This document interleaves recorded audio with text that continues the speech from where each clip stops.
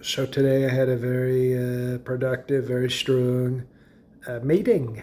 We had a meeting, and it was with Voldemort Zelensky, and as you see, I'm not afraid to say his name. Harry Potter was very weak in terms of terror and crime, and they let people run the hell all over his school, and he was very weak. But you know what? I'm still willing to say his name and have him in the White House if it means peace. We want to have peace. We're looking to have peace. Now, I know the fake news media, the radical left, they want war. This was Sleepy Joe Biden's war. And you know what? They'll say it was Putin's war. Uh, we don't agree. After talking with Putin, I tend to not agree. And he thinks that the best path to peace is through total violence. And I thought, a lot of people wouldn't think that. They'd say peace, the best way through peace is through peace and nonviolence.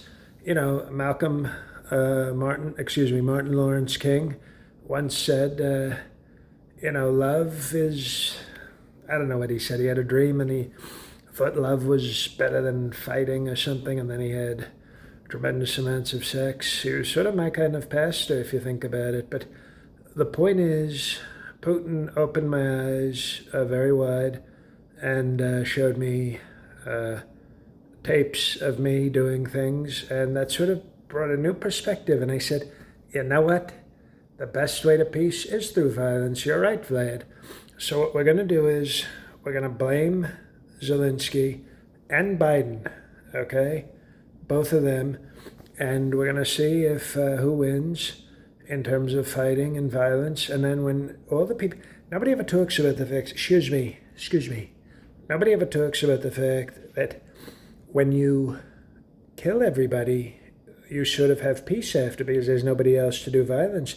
Nobody ever talks about that, but that's also very interesting that Vlad brought that up, because that is an alternate, we call it an alternate path to peace. So very strong on peace. We want peace more than anything.